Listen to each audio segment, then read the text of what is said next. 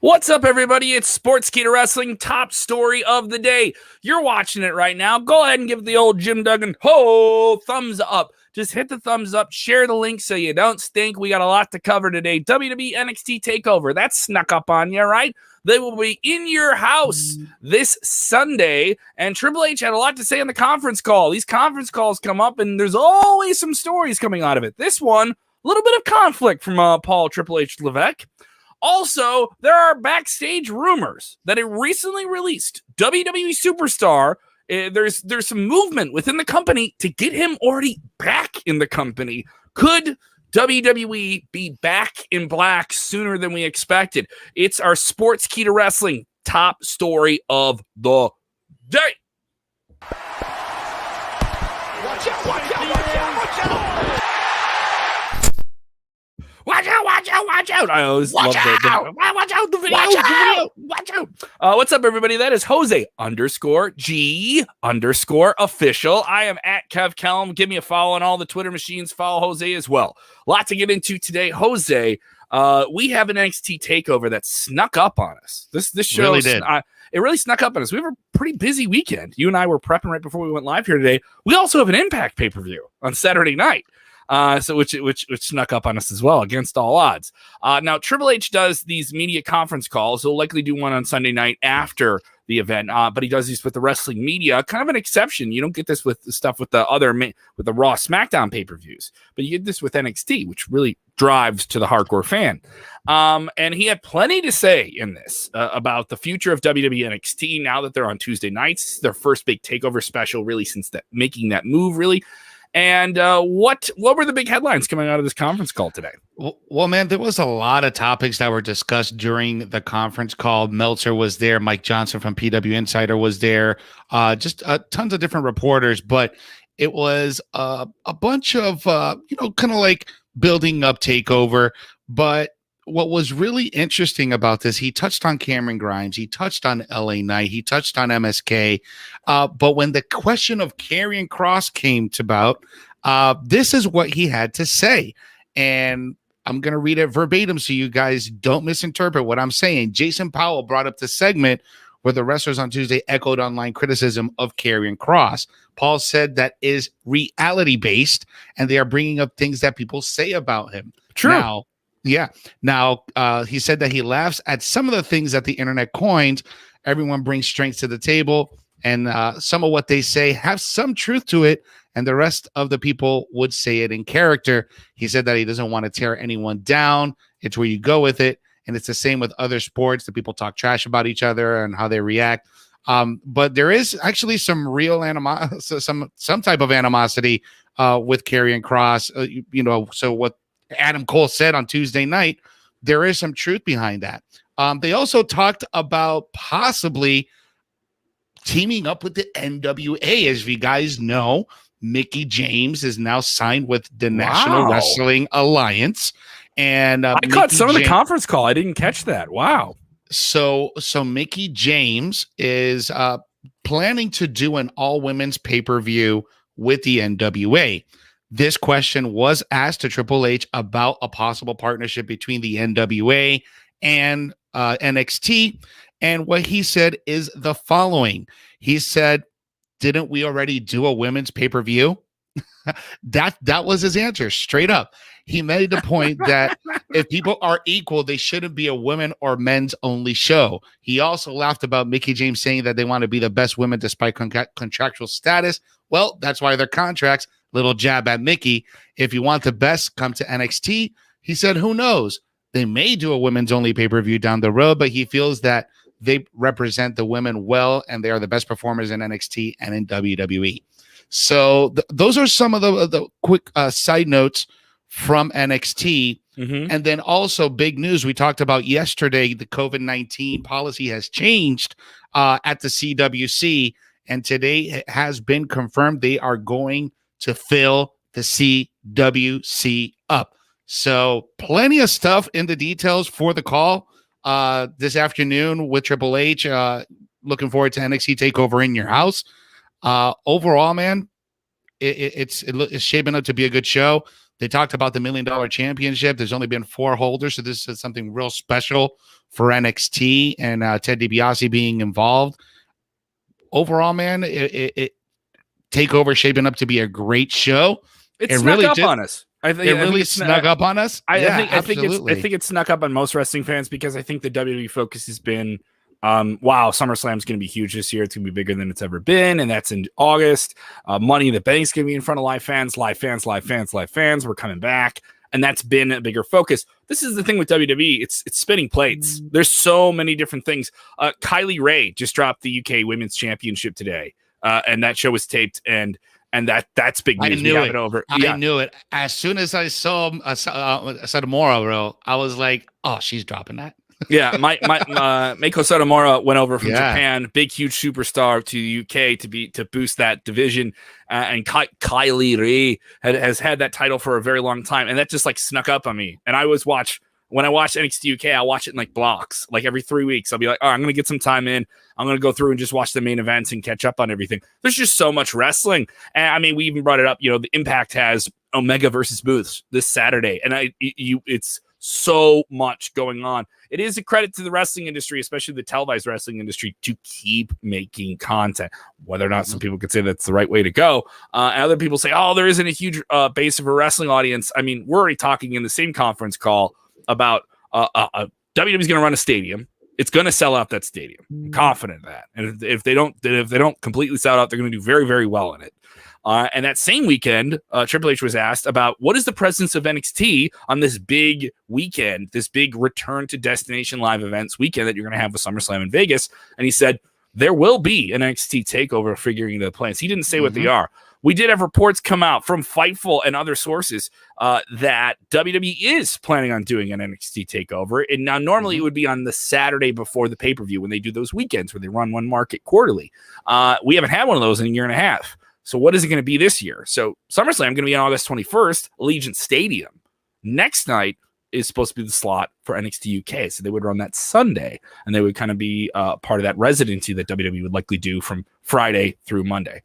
I kind of think if you're going to do this, if you're going to do a takeover, you should do it the Sunday before. So you got the Sunday takeover, Monday Night Raw, NXT, then Wednesday, Thursday off, Friday SmackDown, Saturday SummerSlam. You think doing it the weekend before would be better? It could get lost in the shuffle of everything with SummerSlam. I think so. I think that's just me. I think that's probably the way they should go. If you have the CWC and you don't want to run Vegas and run a big venue, because if you run a big venue, you have to do all the local marketing for that. You have to get talent out there, or at least get them on schedule on a publicity tour. There's a whole bunch of logistics that come with it, and then also getting everything out there. That's a different road crew. That's a different production crew.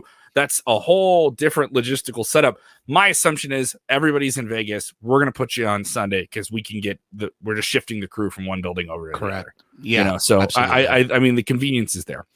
Jason Campbell says, "What's up, Kevin and Jose? Watching you guys on my TV, but commenting from my phone." Jason is following it. We have this big itch that we want to scratch. Get out your dad photos. All right. And if you guys watch us on a TV, take a picture of it. I don't know why. It's a big itch for me. I just like the idea of it. It sounds really fun. Put it on the gram. Put it on Twitter. Tweet it out. Even though you can watch it on your phone. I don't care, dude. Like, there's a satisfaction of watching you on the big screen. Like, oh, I'm on TV.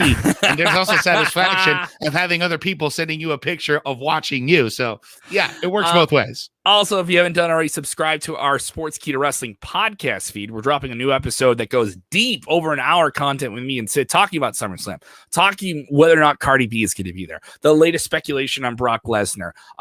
Does Andrade have creative control over his AEW contract? We get into all of that stuff. That episode dropping video version tonight, sometime around 7 p.m. Central, 8 p.m. Eastern. And then we'll also have the podcast feed up as well. So if you haven't done that, go ahead and subscribe. We're on Spotify. We're on, I believe we're on Apple, all the different apps. Go get them. And of course, check out the videos here too. If you haven't done it, hit the like button. I gave you the chat challenge. Okay. If you're in the chat, you know the chat challenge. All right. It's just a like button. All right. Even if you're just watching us for like 3 minutes. So let's get into this other big story coming out of the recent weeks. Depressing time. There's been some forward momentum as WWE sees live events are coming back, SummerSlam, but there's still the stink of these releases. It still sits very sourly. It's still lingering. It's still lingering. And we still have fans that text us all the time during the show and say, oh man, that's awful. How could WWE do that? Why would they release this guy? We've heard some rumblings of Braun Strowman is not super eager to get out there and work events again. And if he does, he wants to do it for a pretty penny. Don't blame him on that regard. You want to make your money when you're hitting back out on the market. But another big name that was in that group of releases was Aleister Black, who was primed with animated vignettes and all these different things to reboot his character with this dark father looming over everything he does. And WWE loves doing occult stuff and riding with those characters. So it was very surprising that he was pulled and released from WWE in the midst of all this when just 2 weeks prior, he was featured in the main event of SmackDown, their number 1A show. Aleister Black reportedly has some support within WWE from people backstage. We can't exactly cite who those people are from numerous reports that we've heard here. PWI Insider is saying that there is a movement within WWE to get Aleister Black back in the company sooner than later. What do you think? Oh, man, I think this is great. Again, there is nothing confirmed about there, and you're absolutely right. PW Insider is reporting that there has been talk that Black was cut prematurely, and there is a push backstage from WWE officials to bring him back. If you guys remember last week, June 2nd, Black, along with Braun Strowman, Ruby Riott, Lana, Santana Garrett, they were all cut due to budget cuts last week.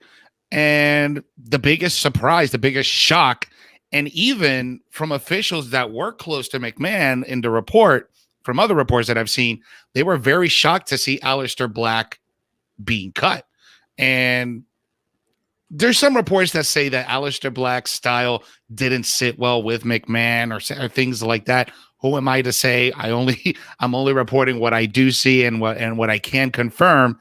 But there is a huge feeling of wanting to bring Aleister Black back to the WWE. Tommy N coming back.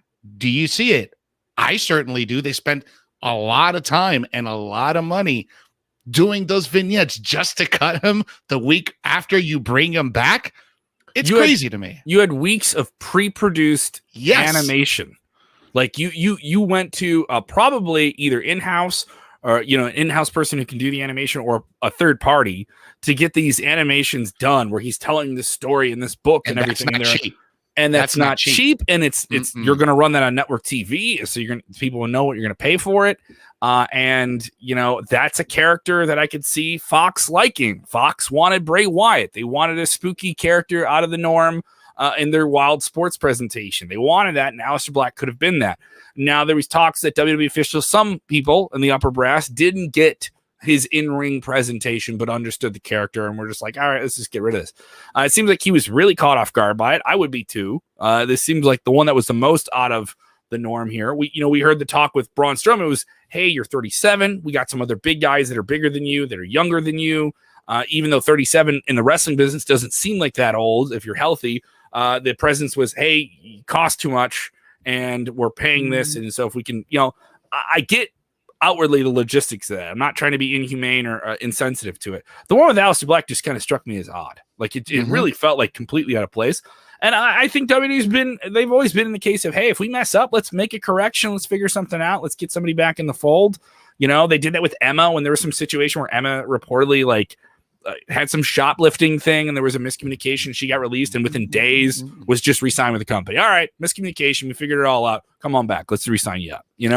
I think WWE can do that. They did it with Daniel Bryan. Daniel Bryan got released during that Nexus angle. He choked someone with the tie. Apparently a sponsor was upset about it and he got let go. And 3 months later, he was back in the company at SummerSlam. So I'm of the thought you can bring him back. And you can do some cool stuff with him. And I would hope that WWE would figure that out because you have a guy who's healthy, unique, does not look like anyone else. I'm not just saying because all the tattoos.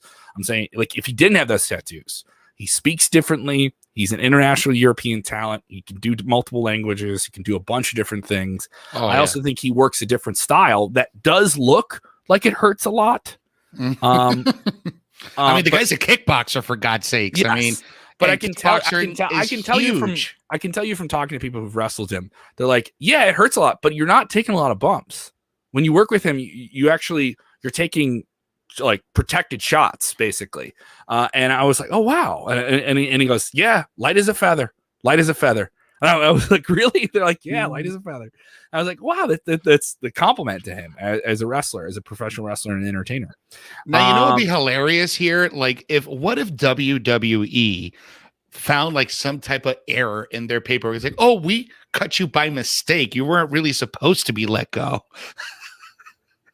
Like, that is something that I could probably see is happening. I mean, that's probably very unlikely. I don't. It's just like just to kind of cover the. Oh, we let you go by mistake. Come on back. You know. I don't know about that at all. Yeah, no, overzealous. Yeah, it's other people talking about these other rumors that we've heard this week. We can touch on these. Scott Burke saying just because Brock and Cena demand top dollar, and if Rock returns, more big bucks. Yeah. So we've heard the rumors. You've heard these as well. We've talked about it. SummerSlam in Las Vegas. The reported main event could be John Cena versus Roman Reigns. Woo! That is marquee. That is blockbuster. That is a play to mainstream fans who've maybe tuned out during the pandemic. Someone who was a little kid in 2006, their favorite wrestler was John Cena. And well, now you're an adult. Here's your Hulk Hogan again. And if he's the Hulk Hogan of millennials, John Cena is going to come back and have a big match against the new villain, the new top villain, the top guy, I think, in all of professional wrestling right now at the moment, Roman Reigns. What do you think of that match? I think it's a marquee match, bro. I think that is the match that everyone is clamoring to see, myself included. And this version of Roman Reigns and the Hollywood version of John Cena, if we can get a bad version of John Cena to, well, maybe not like a full bad version, but just like a version with some edge to him that kind of represents what he's doing now in Hollywood, to go up against the tribal chief, our tribal chief, your tribal chief. Yep. I think that's going to be the match. And then also we can't forget about the Brock Lesnar rumors, because Brock Lesnar, Lashley, that's another marquee match. True. And there's some debate about whether or not that's going to be held off until after SummerSlam. Daniel Price talking here about Cena's potential return after Cena's China comments. That may not be happening. This is referencing John Cena talking about Fast and the Furious 9, the big blockbuster film he's going to star in this summer, being presented in Taiwan. Taiwan is a country that says it has its own independence, whereas people in China say, no, it's a part of China. And there's been this long debate. And of course, if you upset China, then you upset one of these major media markets in the world and blah, blah, blah. And Daniel Price, that's not the case. John Cena's Teflon. He's still going to be a movie star. He's still going to have a show come out on HBO Max. He said sorry and done. And that thing is over with. If there was still I understand there was some blowback though when the movie came out in China and it cost some money. But guess what? The movie's going to come out. People are going to hear it's good, and then they're going to go see it in a few months in China. Maybe they won't see it in droves, but they're still going to make a ton of money on that movie in China. So I don't think it's that big of a deal. And other people, chiming in with what they think here. Here we go. Could be a reverse. What is this? Here we go. Jeremy saying, could be a reverse of Cena Rock's Once in a Lifetime. I don't know if this would be a reverse of it, Jeremy. Jeremy Bennett, who's in our fold here. Thank you so much, Jeremy. I believe he will be with us tomorrow on Top Story. Yep. I mean, it needs, if they're going to do this, if they're going to do Cena versus Reigns, that is a match you got to sell that first night when you are back on TV in front of fans coming up in Texas. When you start doing that loop, that weekend of Money in the Bank. If I'm WWE, I put John Cena in the Money in the Bank and I have him win it. And I know that may piss people off, but you want to shake things up? Are we going to do this with somebody new, or are we going to shake things up and get the ball rolling, get the houses big, get people buying tickets, get people watching WWE? John Cena is our shot in the arm. All right, Cesaro, come up. I'm going to have a big match with you. All right, Nakamura, come up. We're going to have a big match with you. You're going to get the Cena Nation rolling hard here. This is a smart move by WWE. Cena versus Reigns is the way to go. All right. And you may not like it, but you know it's the way to go. If you oppose this match, you're opposing it out of personal spite and nothing else. I hate Cena. I don't want to see his face. You should just stay away. I'm in my 40s and I'm still mad about the mid 2000s. I'm so mad about what they did at WrestleMania 22. Like, come on, get over it. I think that's long gone. The Cena sucks crowd is long gone. Cena's had too many great matches. Big match, Johnny. But this is a challenge for John too. How is he going to be the John Cena of old? Can he hang with Roman Reigns? I think he can on the microphone for sure. But some people have said John looked a little bit slower in the ring. He's still got the strength. Does he still have the 5 moves of doom? Gotta have the 5 moves of doom. What are the 5 moves of doom? It's Blue Thunder Bomb, shoulder block, running shoulder block, 5 knuckle shuffle. That's 3, right? And then just the attitude era, attitude adjustment, right? The FU. And then is it the STFU? What's that's 4. Yes. There's one more. I'm missing. Shoulder tackle, Blue Thunder Bomb, 5 knuckle shuffle, attitude adjustment. Because it's 2 shoulder blocks. 2 shoulder blocks. Hey, it counts. Fun times, man. All right. If you guys have enjoyed this video, why haven't you subscribed? You can see the buttons right down there. Boom. Go ahead and do it. Okay. You see them. I'm pointing at them. Don't act like you don't see them. All right. They're right. Get at them.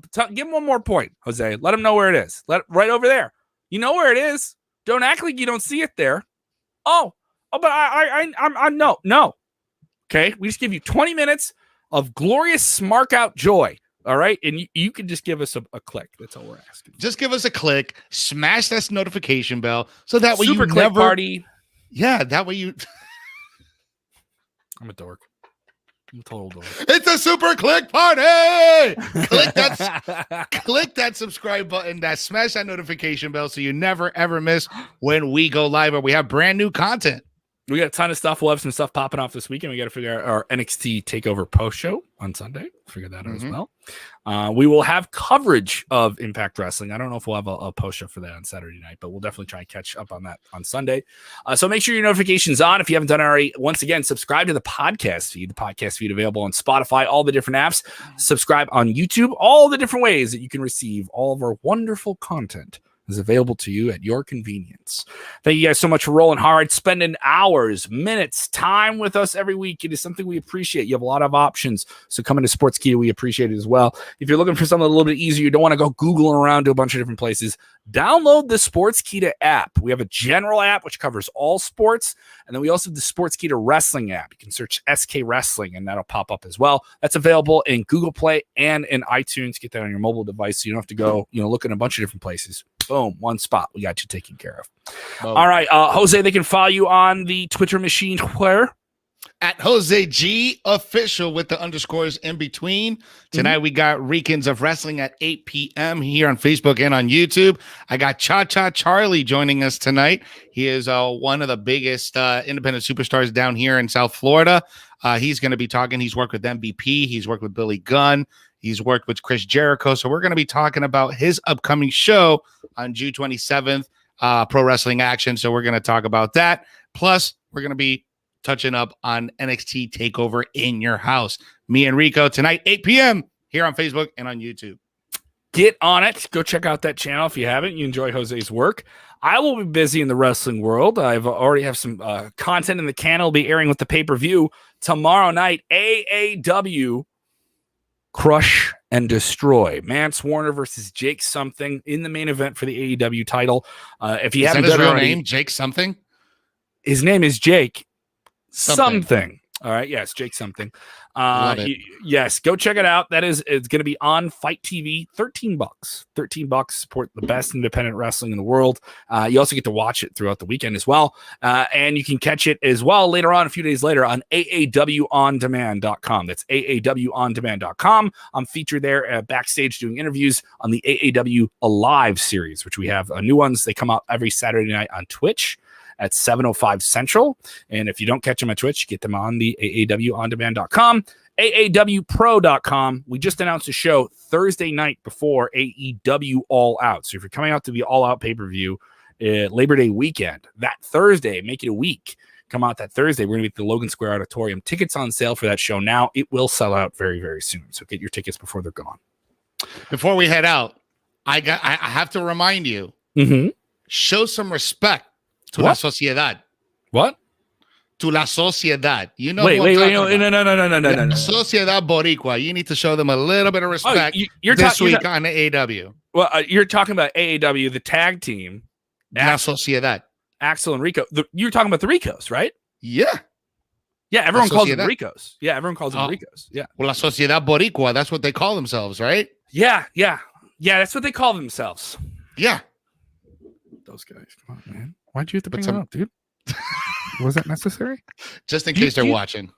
Oh, they're watching now? Great. Are they watching now? I'm sure they will. They are. Ah, man. We're These everywhere. guys are mean. Guys, they call me a really bad name I don't think I can say. And I didn't know what it was. All right.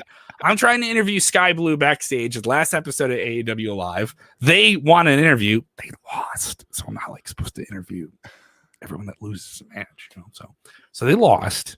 Okay. Again. All right. So then I'm like, hey guys, I'll talk to you, and I will talk to them. But Sky won. So I'm gonna winners get attention first. All right. So that's just what I'm doing. That's my job at AEW. All right.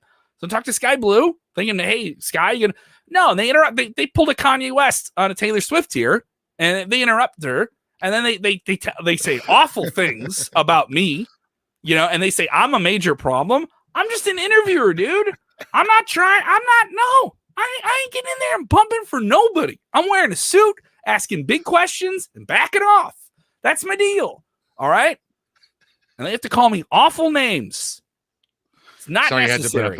Sorry you had to put up with that, but just remember, respect la sociedad boricua. Yeah, respect them. Yeah, sure, whatever.